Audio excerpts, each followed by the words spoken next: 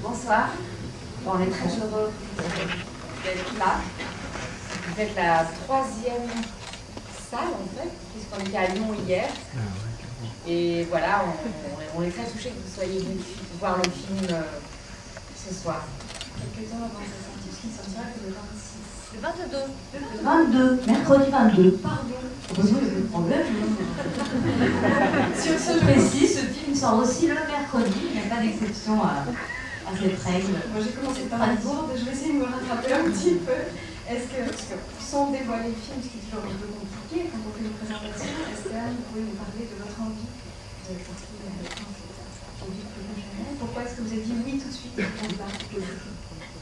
En fait, j'ai eu la chance dans ma jeunesse de rencontrer une femme qui s'appelle Lilou Marquand et qui m'a fait connaître Chanel d'assez près puisqu'elle a été sa dernière assistante. Elle a vécu avec elle pendant toutes ces dernières années. Elle a écrit un livre qui s'appelait Chanel m'a dit et mon fiancé de l'époque était son nègre. Donc tous les jours, j'entendais parler de Chanel. Et c'est vrai que ça a beaucoup joué, je pense, dans le fait que je dise oui à cette idée parce que sa vie est tellement incroyable, c'est une personnalité vraiment hors du commun.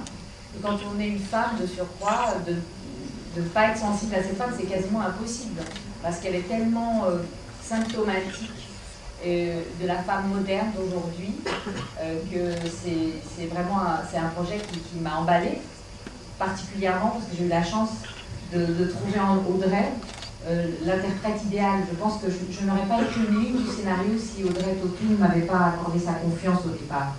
Quelle responsabilité!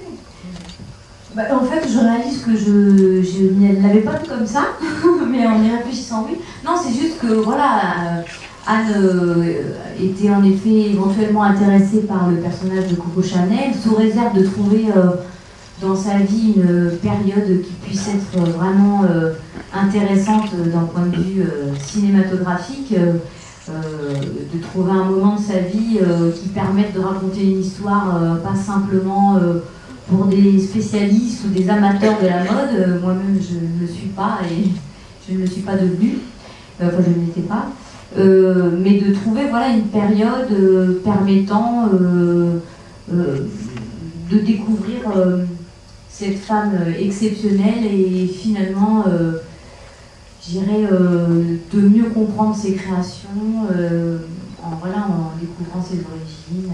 Voilà. Est-ce que c'est pas trop dévoilé le film parce que c'est dans le titre que vous êtes intéressé à une période de la vie de Gabrielle Chanel avant qu'elle ne devienne Coco?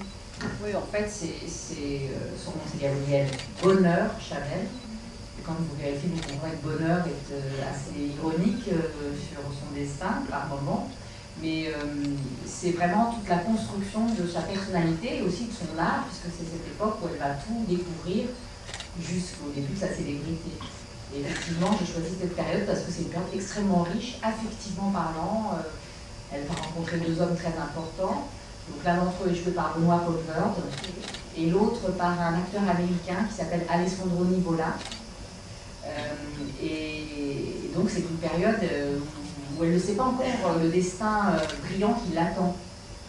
On a un peu l'habitude de parler des pro-acteurs d'Audrey. C'est vrai que par ici, on voit souvent passer Benoît Poelvoorde quand même. On connaît un petit peu sa tendance à être trublion, on va dire.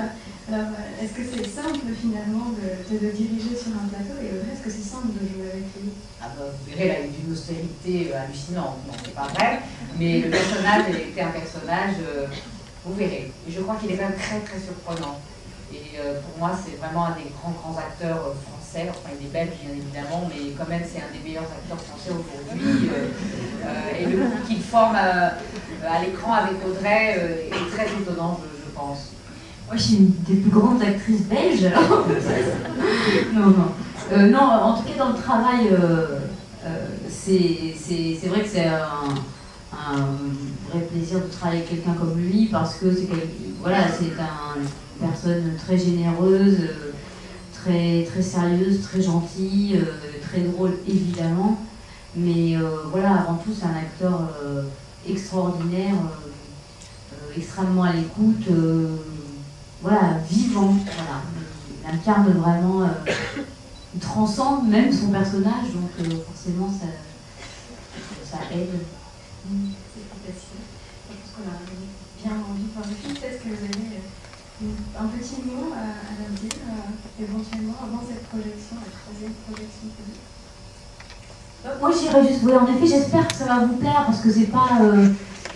voilà, je crois qu'on a vraiment fait un film en essayant de ne pas trahir l'allure et le style de Coco Chanel.